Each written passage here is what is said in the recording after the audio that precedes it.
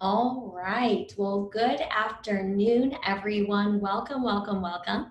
This is our second webinar in our remote internship series. For those of you who are joining us again, welcome. For those of you who are new, my name is Audrey Henson. I am the founder of College to Congress. Today, we're going to be talking about how to successfully manage remote interns. You're going to hear first from your colleagues, one impressive young woman who has created an entire outline of how to create remote internships within your office. Of course, here at College to Congress, we want to ensure that COVID and working remote doesn't end up closing doors. Instead, we believe it could open up more doors. And so Ananda is going to be sharing how to do that. We also have Brad, who is an expert in managing. He's with us from the Congressional Management Foundation. And he's going to be talking about, now that we have these remote internships, what new management challenges are going to come from that, and how do we combat them on the front end to ensure we have a successful internship ahead for both the offices and the interns. Before we get started with our presentations, I wanted to share a little bit about College to Congress and what we do here. If you don't already know us, we are a nonprofit working to create more opportunities so that interns from young people from all backgrounds can intern in Congress. Our mission is to make Congress more inclusive and effective. We do that by empowering the next generation of public servants. We really want to create a Congress and a democracy that looks like America. After doing a couple different studies with George Washington University, we learned that over 60% of current Hill staffers started as interns. So what better place for us to start our work than at the internship level? So what do we do here with the internships? We recruit students nationwide. We focus on low-income, diverse students, DACA students, first-generation students. We vet them, we fully train them. We then figure out, whose constituent are they? Let's get them placed in the House, the Senate, and a committee in the appropriate party too, so that it lines up and they're set up for success. Traditionally, we bring interns to Washington, D.C., and we would pay for everything. So their clothing, their housing, their meals, everything to dry cleaning and more. We equip them with a mentor and a bipartisan ally because we want to expand their world viewpoint so they can serve their constituents better. We all know that even though we pick a certain side, at the end of the day, we're serving constituents. And so we have to be able to use our empathy skills, to use leadership, to connect with others. And then our interns walk away from their internship with policy papers, with a portfolio so they can apply to be LCs and staff assistants.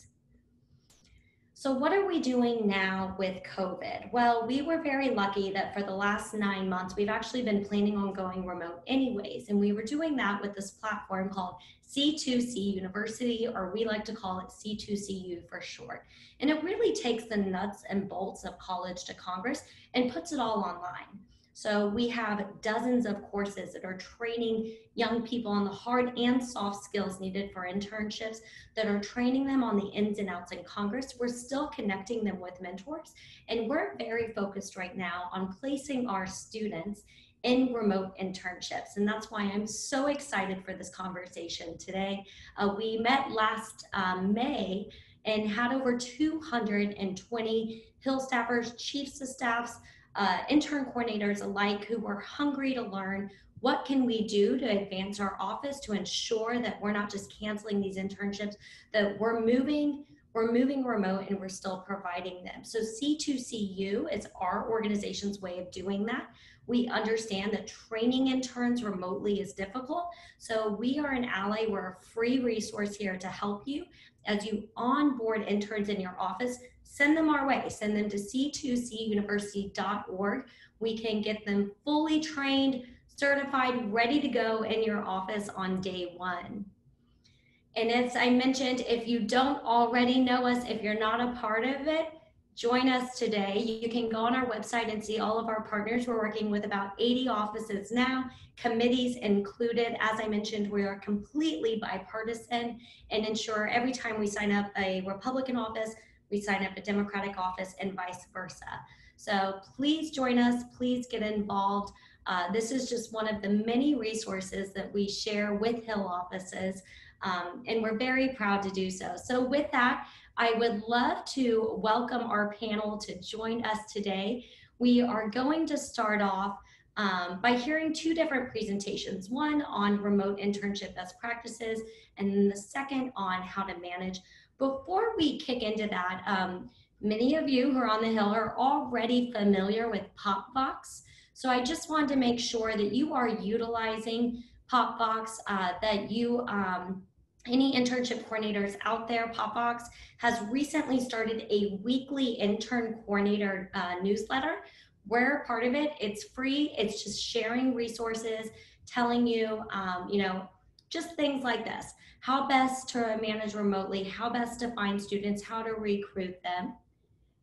Fantastic. I'm sorry, we're getting a couple questions already. So while I watch these presentations, I will be in the chat box. We dropped a link.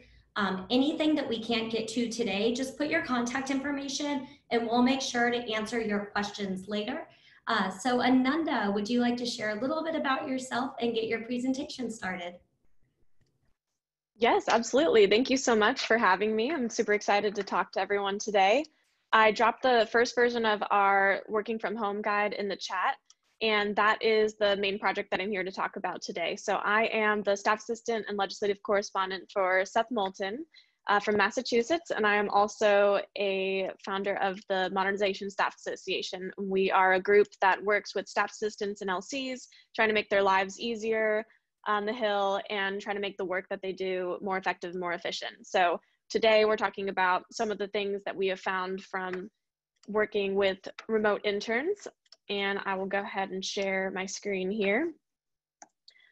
So one of the first things we did after putting out this working from home guide is realize that there was a lot more that still needed to be done for this working from home guide. So we've decided to continue updating it about once a month. Next one's going to come out on August 17th. And we put out a survey to staff assistants and LCs to see what are some of the pain points that you have while working from home. What are things you want to see in future guides? So we surveyed, with the help of the Congressional Management Foundation, 125 staff assistants and LCs, mostly from the House, but also some from the Senate. And we tried to make it as bipartisan as possible. We ended up with 83 Democrats and 40 Republicans responding, 2 independents. And I wanted to share some of the data that we found that is relevant to remote interns today. So first, it's important to note that most of us are working from home still, and the majority of people who are working from home are still planning to be working from home all the way through next year. So if you're not coming back till 2021, it definitely means that your fall interns aren't coming back until 2021 either. So this is clearly an issue that is going to be affecting us for a long time. And also, interestingly, how many offices have decided to move their interns to in person, but also to not have any internships at all. And of course, everyone knows that regardless of your political party, interns are an incredibly important part of Capitol Hill. They're in pretty much every office. So having 28% of offices who responded say they don't have any interns while they're working from home, and still another 22 saying they're not planning to have any in person or remote for the fall is a pretty large number. And I wanted to explore a little more about why offices are hesitant to hire remote interns, especially because even the offices who have told me they are planning to hire interns for the fall have said they're planning to have way fewer interns than they normally do. So those who would normally have 4 or 5 are going down to maybe 1. And so today I'm excited that we have people who are going to answer questions about the rules regarding remote internships, because I know that's one of the pain points. And then the other pieces what we're trying to address in our guide is how to manage interns remotely and what kinds of work that you can give them. And this concern about robbing them of the meaningful experience. I hear this a lot where intern coordinators don't want to hire an intern and not let them have that full Hill experience and getting to interact with other interns and do the networking you get to do on the Hill and have that kind of exciting in-person experience of Capitol Hill. But I'd really like to argue that it's important to change that thinking a little bit and think more about not why do we not want to have interns in the fall, but how can we allow interns in the fall and make that experience meaningful for them. And so that's some of what we're trying to do in this guide. Because I'd argue that a lot of students are really out of work too because of the pandemic and are looking for opportunities. So even though it might not be what they would like to be doing as well, if they'd prefer to be in person, a lot of them are still searching for opportunities, and allowing them to have those opportunities is important for both the staff and for the interns. Also important to note is how many staff assistants and LCs have said that they are less confident about their ability to complete their workload since the pandemic began. You can see this drop off from 40% being extremely confident originally to 20% being extremely confident now. And I think losing your interns is a huge part of that. Everyone knows that having interns are the main way that you're able to get through all of the constituent correspondence. That's incredibly important, and even more important now that the pandemic is still going on. So having more interns is really important and can hopefully help make that gap a little smaller. So to talk a little bit about intern assignment ideas, again, you can go to the guide for a full list. We have an extensive one, and we're gonna add to it for this next version, but I picked out a few that are relevant for August recess in particular, because that's what's coming up, and same with campaign season when maybe legislation is a little slower. There's a lot of things that your interns can be doing even remotely to make your office function better. I love encouraging people to have them redesign systems or think about things in a different way that you might be doing on a daily basis that could be done better. If you have an intern with coding experience, they can help you revamp your press clip system or your news clips and automate those systems. If you have a shared common drive that's a mess, and you can go in and organize it and clean that up. If you haven't been doing kind of reports for the rest of the office, it's a great project to have them get a little creative and design new ways to share the information or the data that you're already collecting daily from your mail report, social media, casework, whatever that might be. I think phone calls is another great example. I've been shocked to see how many offices either aren't picking up the phone at all, 37% say all of their calls are going to voicemail, or offices that are having their staff assistant answer 100% of the phone calls, which is a full-time job in and of itself and really is a very difficult job to try to do, especially during a pandemic. So I think it's very important to have people on the phones if you can, but it's difficult to do that when you are only giving that assignment to one person. So interns are a great way it's a great reason to bring your interns back, to be able to answer the phones live again. And we have a list in our guide of all of the different ways that you can try to answer phones, from forwarding them to different softwares that exist in the house. And if anyone has other ideas that they've been doing, I've heard very creative ideas with phone trees, etc. Would love to hear those. And then finally, how to make internships more engaging. This has been a bit of a challenge, not having everyone work together in the office and have that same camaraderie, but I think we've done a good job of finding ways to make our internships more exciting and still get to know each other when we're working from home. These PowerPoint slides at the bottom are examples of PowerPoints that I've had my interns give each other as a way of getting to know each other during our weekly intern meetings, and those have been incredibly fun, very creative, as you can see. We've also been doing virtual team trivia with the entire team, not just the interns. I absolutely encourage everyone to sign up for the Capitol Hill intern update, and I think we dropped that in the chat, which Legidash and Popbox have been putting together. Just another way to find different events and hear about different things happening on the Hill so they can still feel connected. It's intern specific. And then we're also collecting a list of different offices who are interested in having their interns work together on networking. So if you want your interns to network with others and have those opportunities, you can feel free to shoot me an email as well. We have a running list, and we've been doing kind of virtual Google Meet events for interns and other offices to connect. And again, a full list is in our guide. Finally, I think this is just how we ask staffers how they communicate with their coworkers in general, but I think it's useful to talk about for interns as well.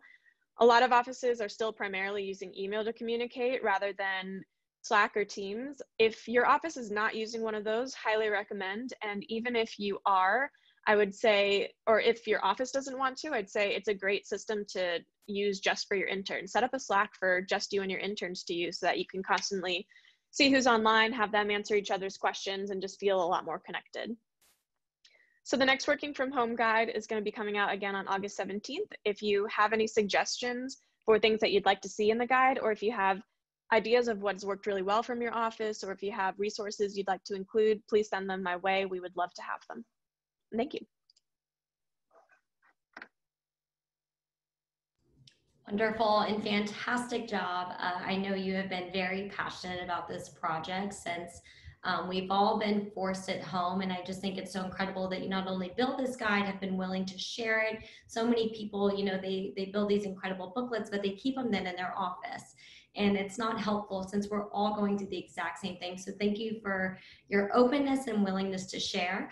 I'm so excited to hear there's a second edition coming along too. We just dropped the current one in the chat. So if you're, you know, trying to figure this out, whether you're just getting started, or maybe you just want to see how offices are doing it differently, please download it, please read it. One of the things, Ananda, that stuck out to me is just the empathy that goes along with your office and their internships. I think it's really incredible that you are keeping that experience there. So much at Capitol Hill is relationship building, getting to know each other, really honing in on those soft skills. And I think that this guide really shows you a great way to do that. So of course, as we bring our interns from their home into our lives virtually, it creates a couple other challenges, like how do you manage remotely? That's new for a lot of us. I know I've even had to, you know, find my own resources for my organization to do this. And I'm so excited that we have Brad here today from the Congressional Management Foundation to share their 40 plus years of management resource and how that translates to online. So Brad, will you take it over? Absolutely. Thank you, Audrey, for that introduction.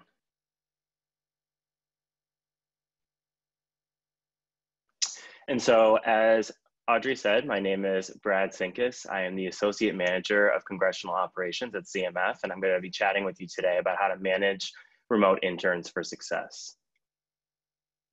So there are a number of steps that you can take before the internship that will allow for a very smooth transition to your office. The first thing you can do is to send your office's handbook and onboarding documents in advance.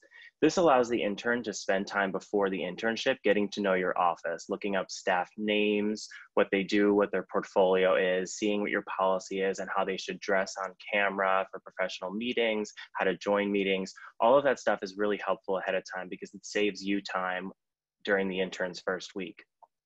Secondly, you should ensure that your intern has a reliable internet connection and has downloaded the appropriate video conferencing software and work processes ahead of time. So that could include items like Asana, Slack, making sure that they have access to Microsoft Teams, and making sure that you've added them in their email, as well as assigned them an email account with a login and password that they could access ahead of time in order to familiarize themselves with the office's processes. As you can see on the right, CMF has our own research assistant guidebook that we've been using for years for our interns that we send them ahead of time. We did it for our in-person interns. We've been doing it for our virtual interns as well. Additionally, before the internship, there are a number of steps you can take, such as establishing working hours and informing your staff of those hours. So if you have an intern who's in a different time zone, are they going to be working 9 to 5 on their time, 9 to 5 on your time? It's really important that you set that schedule ahead of time so that everybody on staff knows when it's appropriate to contact the intern. Secondly, it's also important to connect in a discussion about goals and expectations. What is your intern interested in? Do they have a particular policy arena? Are they ledge? Are they comms? What is it that piques their interest? That way you can give them assignments that you know they're going to be enthusiastic about and do the best job on. It also would be nice for your office to record a short welcome and introductory video for your intern to send to them ahead of time. This makes them feel really welcome and enthusiastic about the internship and makes them seem like you really want them and you're excited for them to work in your office. You should also connect with the appropriate members of your team to determine which projects and resources and where the contact points are in the chains of command for those projects. So for instance, if you're going to assign your intern to do press clips every morning, are they reporting to the press assistant? Are they reporting to the press secretary, the comms director? Establishing these chains of command ahead of time will alleviate a lot of pain points as you onboard your remote intern. So during the internship, there are a number of steps you can take to make sure that it's successful. On the right, you'll see CMF's remote onboarding plan. It's an example of one that we developed a few months ago when we took on our first remote intern, Maya. So we have a chart with all of different tasks, and we've assigned a staff member to each one of those tasks. We also planned out the first week of the internship, which is really important to ensuring a successful onboarding process.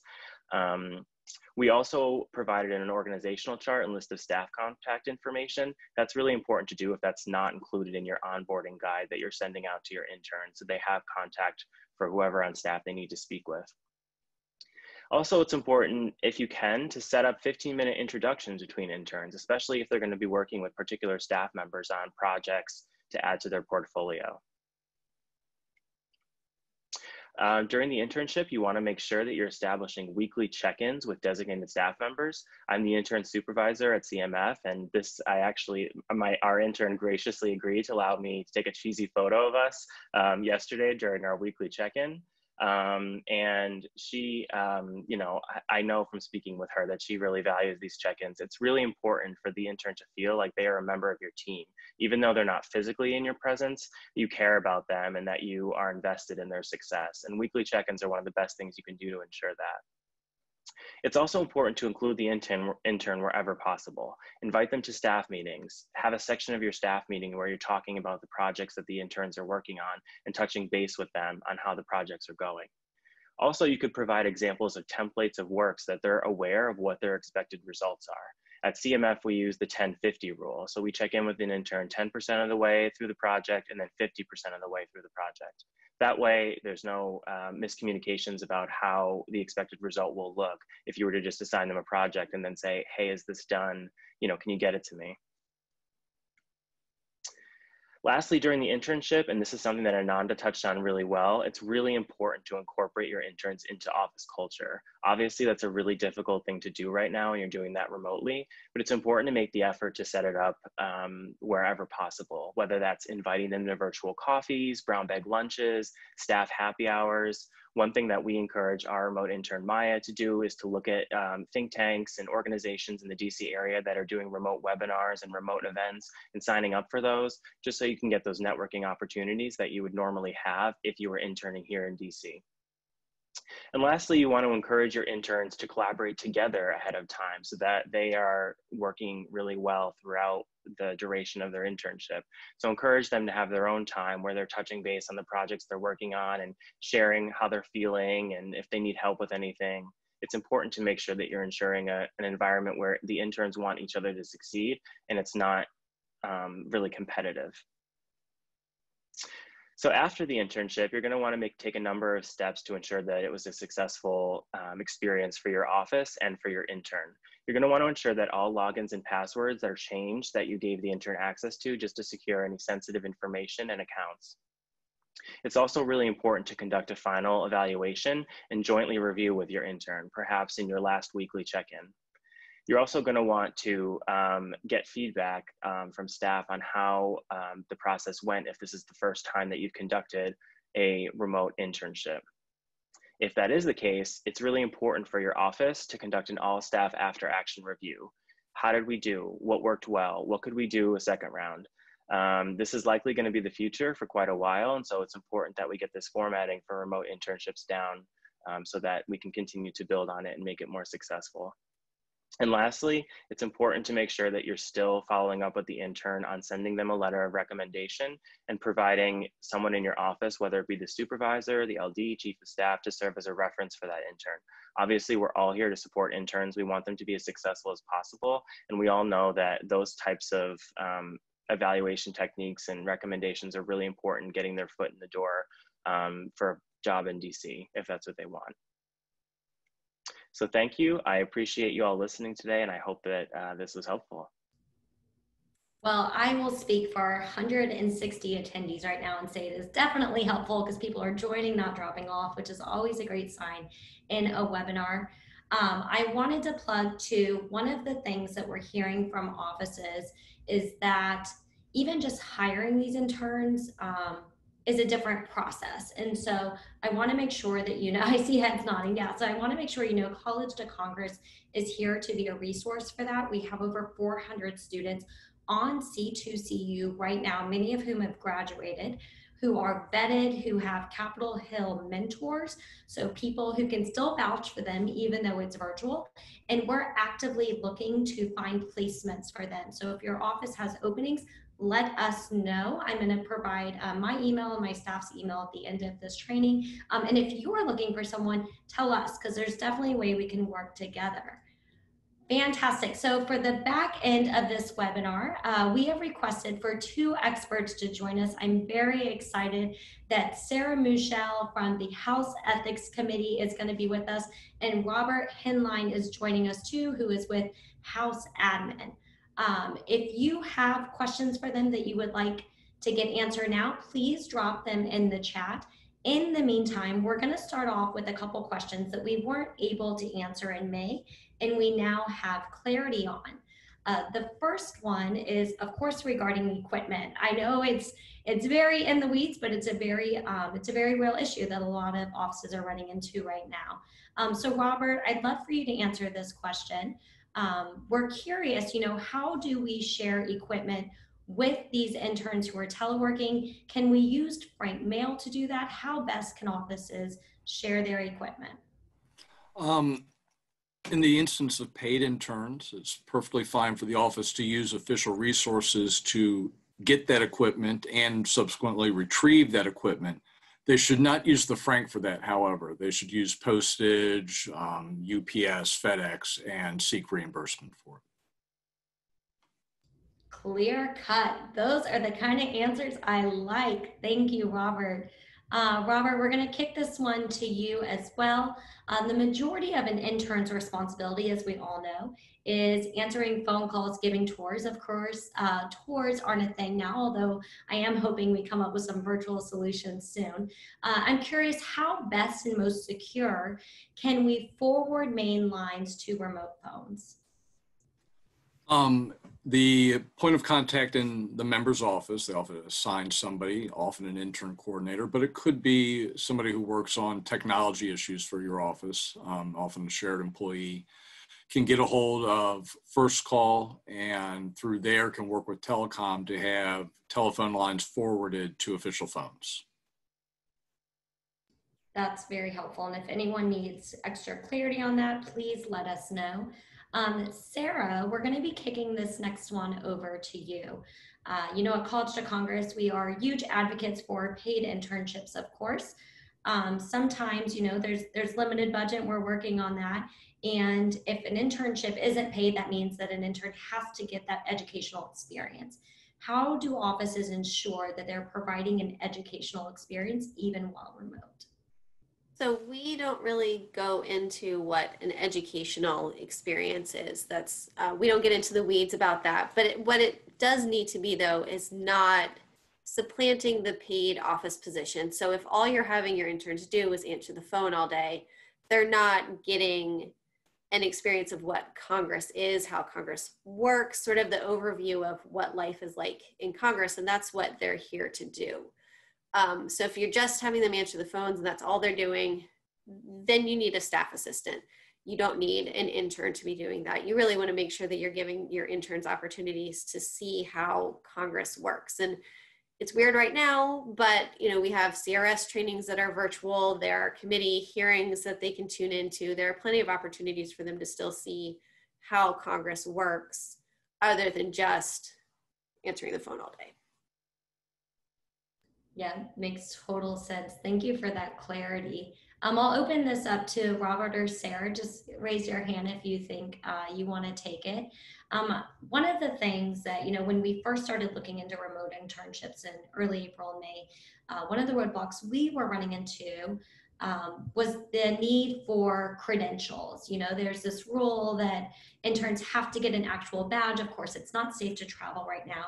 So how do we make sure that interns are credentialed, that it is secure? What's the best process for that? Robert, you want to take that one? Sure. In terms of virtual security, interns need to take their training, their online training for cybersecurity. I also want to plug that it's a very good idea for the office to make sure that when you're onboarding your interns, get all their training out of the way at the very beginning, as opposed to when these things are starting to end, or you might end up with problems of people not having access virtually. Or one thing that comes up more often than not with member offices is possibly your member office not being compliant with the workplace rights rules and regulations, because interns, they're there for a short period of time, and before you know it, they're getting ready to leave and they haven't done mandatory trainings. So ensuring that they're doing that will help make sure that they have appropriate access and the office doesn't run into any problems. If you're talking about just actual IDs, the need to be there, that's something that we should take on a case-by-case basis. That is so helpful. And honestly, that is the number one question we get from the offices that we are currently working with. So thank you for clearing that up. We just got a question from Jen, and she asked, is there any possibility of extending the 120-day limit on paid interns working with us due to the remote nature of internships? I don't know off the top of my head who would be best, so feel free to wave your hand if you'd like to take it. Sarah's like, no. When it comes to unpaid interns, we follow the rules for paid interns. So I'll let Robert weigh in. I would not anticipate any extension of that deadline. And we can, Jen, we can dig even further. I mean, of course, we're all doing this off the top of our heads right now. So just like we started off this webinar addressing any unanswered questions from the last, we'll be sure to do that again. So thank you both for doing that. Okay, we have another live question. What are some ways that we can get our member more involved or interacting with interns remotely? So I think this question is regarding that experience and how do we still ensure that our member is participating with the interns? So I'll say that one thing we always did during the normal terms that we've continued doing is having at least one intern lunch, sometimes two per term, where we set aside a half-hour over Zoom now, so that the congressman can speak to the interns and answer any questions they have, and they can really go in depth on whatever issues that they might not normally get to talk to them about. You definitely do lose that kind of normal in the hallway interactions that you used to get when you're in person. One thing that helps for us is that we have an 8:45 call every single morning that we invite the intern to. If there are staff meetings that you have that your congressman or congresswoman is on, and they're able to start joining in even if they maybe didn't in the past, I think that's been really wonderful. We let our interns get involved and be a part of those larger staff combos. And then we've also started doing some team building exercises that we invite the member to as well, like this trivia. And we've even done a socially distant yoga session one time. And those have been fun.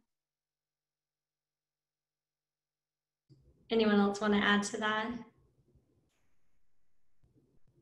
Awesome. Well, I love those suggestions. I think they're really fantastic. I'll share too at College to Congress that, you know, if you're looking for ways to involve your member with the interns, we're providing a ton of avenues for that. Last week, we celebrated National Intern Day with about 500 students. We brought members on, we did live interviews, we answered questions. So we're an avenue of resource for that too. So if you don't work with us yet, go to collegetocongress.org and check out our Congressional Champions page to see how you can join our host committee. All right, so it looks like I'm getting, we have a lot of questions left. Great, I'm so glad this is helpful for so many of you. Okay, so do you recommend remote interns work on a project for both the DC and district teams, or does that create a time management issue? How often should coordinators be doing full check-ins with interns? Daily, alternating days? I'm thinking Ananda, Bradley, maybe one of you would be best to answer that one. I'm happy to Nanda, start. if you want to go, yeah, you go first. Yeah, I am a huge proponent of having DC and DO interns work together. That we really did not have nearly as much overlap when we were in person, but that's been one of the great unexpected benefits of being virtual, is that there is a lot of overlap. And so we actually have 13 interns total between our district office and our DC office. which is part of the reason why they are able to, you know, answer the phones once every 2 to 3 weeks, but still work on plenty of other projects, including DC interns are able to do a lot of DO projects and vice versa. We've loved doing that. I think Slack is really helpful for that, or some sort of system where it's not just over email, where everyone can be in the same channel. I have my staff assistant in the intern channel that I'm in with my DC interns, and all her DO interns are in as well. So we can, either of us can post a project, and anyone from either side can take it. And we both have awareness of what everybody is working on. And then on the check-ins, I've really enjoyed doing weekly check-ins with the entire group, and then doing kind of one-on-one check-ins with each intern at the midterm mark and the end mark. And then of course, just always letting them know they can message me privately one-on-one whenever they want to talk separately. But I'll definitely let Brad talk more about the management tips there. Yeah, I would echo everything that Ananda said. I think that weekly check-ins seem to be the most popular way of doing it as far as interns goes, but it really depends on your office and how many staff members the intern is interacting with on a daily basis. What CMF has learned recently in surveys with congressional offices is that COVID has impacted, and I guess in a way leveled the playing field between the district office and the DC office, in that in a lot of cases, they seem to be working better than ever before because of the fact that everyone is virtual now. So I think that this is actually an opportunity to take advantage of that and have interns kind of work with both teams on projects. I think that would be a great opportunity for them to understand the differences in managing and working with a district office and managing and working with the DC office. But yeah, making sure that you're in contact with the intern where appropriate. If they're working on a major project, you might be communicating with them more than usual that particular week. But if they seem to be doing well and they seem to be self-sufficient, I think a weekly check-in, and as Ananda said, mid-year and end-year reviews are the best way to go. Yeah, I agree with both of those. Sarah, we just had someone direct a question specifically for you. They asked, we have an intern who will be starting in the fall. However, she's an international student and we cannot provide our usual stipend for her because of her visa status. Are there any resources available or programs that we can provide to her so she can apply? So she can apply and be able to receive some sort of stipend? So unfortunately, you can't recommend any outside organization for your interns to apply to.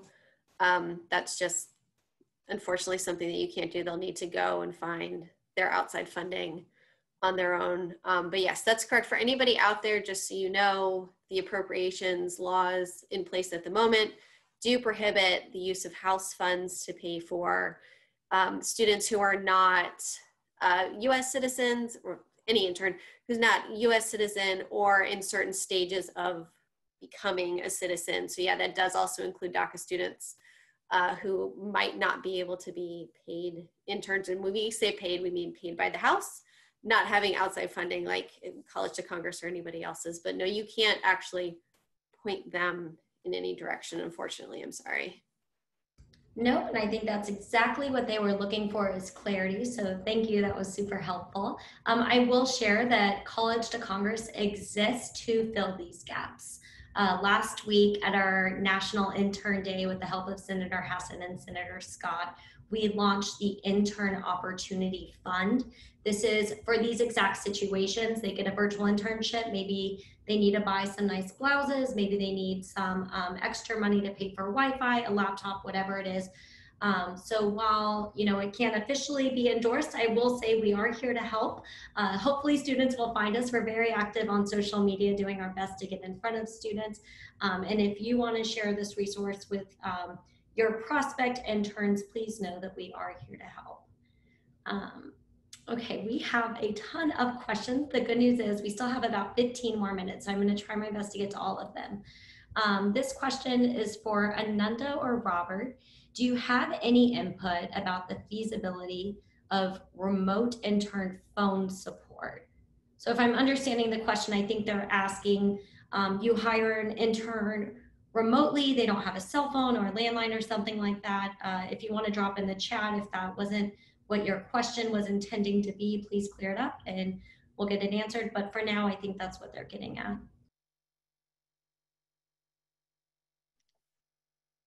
So our guide talks about a few different options for ways you can handle phones. I'm not sure if they just don't have a phone at all, what to suggest in that instance, but we've had to monitor interns on the phone remotely. Oh, that's a great question. Okay, yeah, so we've worried about that a little bit and tried to come up with some solutions. So what we ended up doing was we did a little more of an extensive phone training than we normally did in the office because, you know, of course, you usually get to hear them constantly because you're sitting right next to them, especially those first couple of weeks on the phones.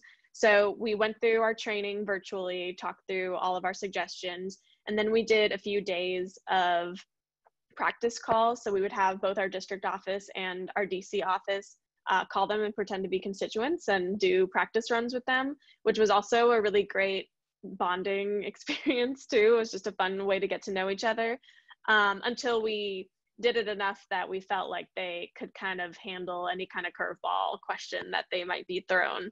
And, you know, after that, the other thing that we do to keep up with them, since we can't hear them directly on the phone, is we have a talking points channel on Slack. So whenever interns are getting difficult questions, especially if the congressman's on TV or something comes up in the news, we have our comms team in there, as well as, you know, me and the rest of the ledge team, so they can just at the channel and say, hey, I'm getting a lot of calls on this, I'm not sure what the best response is, and someone will respond to them right away so that they have those talking points in the future. Wonderful. It's so helpful. Now, I would say I also know some offices that have a specific dedicated Teams channel for interns, and having exactly what was described, the intern coordinator and comms folks on that, so they can address stuff live. That's fantastic. That's how we do it at our organization. So I super endorse that idea. Bradley, CMF, we have a management question for you. Do you recommend remote interns working on projects for both the DC and district offices, or does that create a time management issue? So I think, given the remote environment now, it's a great opportunity to have the intern work with both offices and connect on both offices. Now, I think it depends on the type of project in place. If it's something that is a kind of a long-term project, I think it might make more sense to kind of designate an intern, either a district office intern or a DC office intern for that project. But I think, given the fact that, as CMF research is learning now, that offices seem to be more cohesive now because of COVID, it is an opportunity to involve your intern in both DC and the district office. But I think it is really kind of an office-specific decision and a project-specific decision.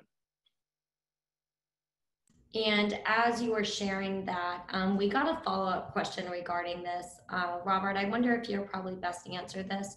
With the vast majority of internships moving to virtual and possibly overlapping that DC district office duty line, are offices going to be able to pay all their interns through the paid internship program?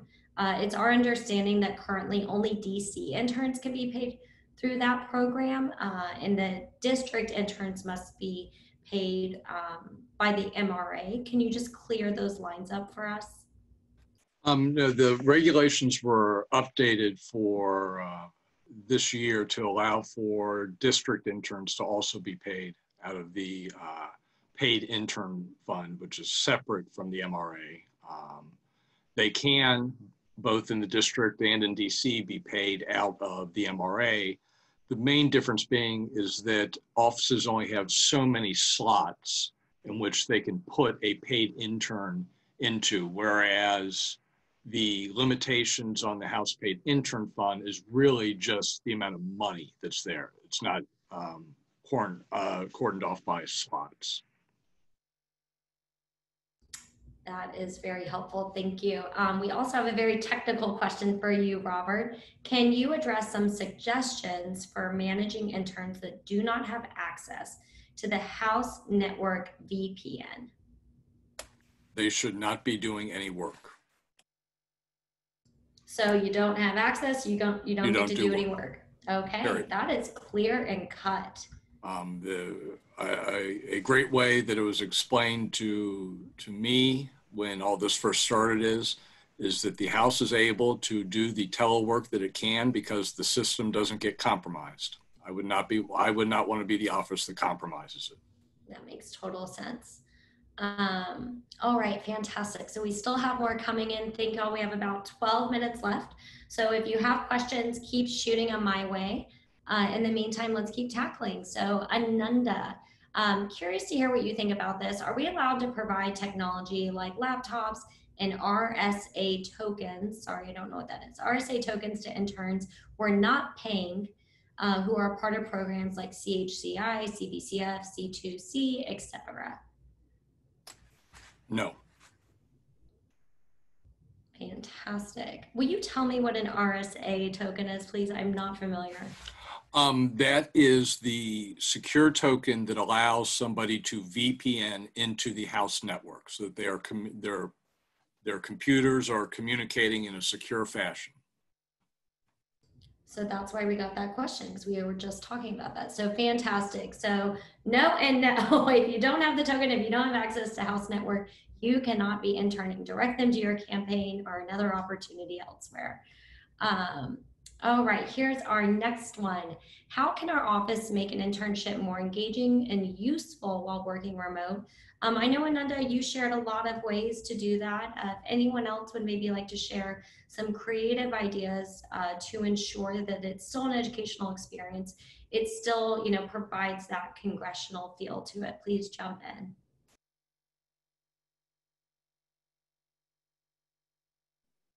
I would say, ensuring that your intern, one of the best parts about interning in DC is getting the DC experience, right? And that's really hard to replicate virtually. You can't replicate the first time that you walk into the Longworth building or, the Dirksen building. But, I think you can, to an extent, make interns feel like they are getting the networking and the social components by putting a lot of effort into it. So Ananda had some super creative ideas. I really want to see that dog outfit presentation because that one was amazing. But there are definitely ways that you can make your intern feel a part of the team while also making sure that they're learning what they would learn if they were in the office. And that, like I said, when I was speaking earlier, virtual lunches, making sure that they're getting staff networking sessions if they have that, or if you have a contact in your network that you think would be great for this intern to know, connecting them via email so that they could, go on Zoom or Skype and have a conversation. And taking advantage of the fact that a lot of the DC organizations right now are doing their events virtually. Brookings, Bipartisan Policy Center, Cato, all of those think tanks and institutes are doing virtual opportunities. And so that kind of gives them a little bit more of the DC experience and, being able to learn something while also meeting people. Yeah, and I won't go through the whole list because we've got in our guide a whole section on both how to make internships more engaging and different kinds of assignments that you can give them that are still useful for the office. But something I like to emphasize is that we really have them doing the exact same things that they were doing when they were in the office, with the exception of manning the front desk and giving Capitol tours. They're still attending virtual briefings and hearings and taking notes. We have them go on Hill Happenings and find different events that they want to go to just out of their own interest and write up summaries if they want to or not. I mean, whatever they're just interested in on their own terms. We encourage them to get virtual coffees with both our staff and other staffers. They write co-sponsor requests for us. They draft form letters, of course, and personal responses to constituents. They do a news brief and press brief email in the morning. Another office suggested to me having interns who are interested in a specific policy area do kind of a personalized policy brief for a staffer, which I thought was really cool. Like if they're interested in education policy, they can write a weekly or daily email for your education policy staffer on what's going on in the world of education, and the staff and interns have loved that. Thought that was a great idea. Yeah, and something else you mentioned, which I know we didn't talk about today, but it's just ensuring that when interns leave their virtual experience, they still walk away with authorship. So you mentioned maybe they do a project, maybe they don't. I would really encourage all the intern coordinators out there to ensure that your intern is walking away with a short little book of works that they can use to hopefully get hired quickly, to come back as an intern, whatever it is, to ensure that this was really a true stepping stone into that next experience. So I think we have one last question. I would just say one more thing to add on to what you just said. One thing that was really helpful to me when I interned on the Hill is I kept a work journal for everything that I worked on each day. I think having that notebook is really important because when you're going to apply for jobs later in DC or elsewhere, having that list of things that you did, because you'd be surprised at how fast the time goes by and how much you forget about what you did.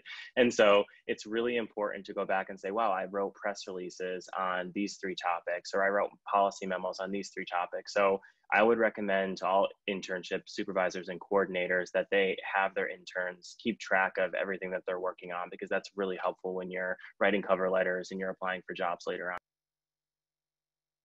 Absolutely. I love that tip.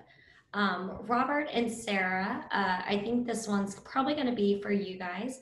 The question is, hey, we're interested in hearing information on best practices to ensure privacy of office information, since many students are going to be working in environments in their family home or with roommates where their computer could be accessible to others in the house.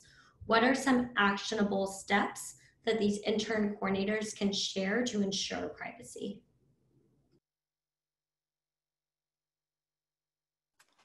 The interns, paid interns, if we're talking about a telework situation, should be using house equipment that is issued to them, and that they are the ones that are privy to the access information, and that they should not be sharing that access information with non-house employees.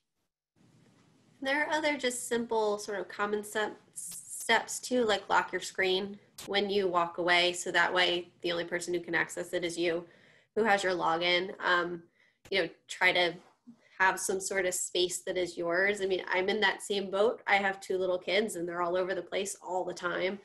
And how do I keep sensitive information away from that? It's, I go away if I need to take a phone call. Every communication that I have is confidential. So I'm away by myself. If I need to do that, lock my screen when I go away from it. Just, common sense things to protect what you see from everybody else, and don't talk about the things that you're doing if they're sensitive. And if you have a question of, is this information more public? Could it be shared? Is this information that's confidential to the office? And ultimately the member or the staff director is going to be the one who decides what's confidential for their office. But, interns, you should be talking about it. Is this something that can be broadcast widely? Is this something that can't be? These are the same conversations that paid staff should be having with their superiors, just on an ongoing basis anyway, and the same practices that all paid staff should be following too. Fantastic. That was so helpful. Well, the timing is quite perfect. That was our last question for the day. Thank you to our panelists. That was certainly a rapid fire. I thought we might have 4 or 6 questions. There had to have been over 20 there. So thank you for taking the time, lending your expertise.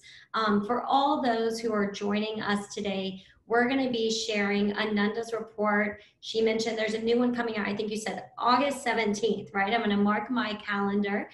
Reminder that Marcy with Popbox is sharing a weekly intern coordinator newsletter. That's a place to share openings in your office, share any challenges you have, see how we can all collaborate and work together. Special thank you again to CMF, to House Ethics, to House Admin, to the Modernization Committee, who all made this happen.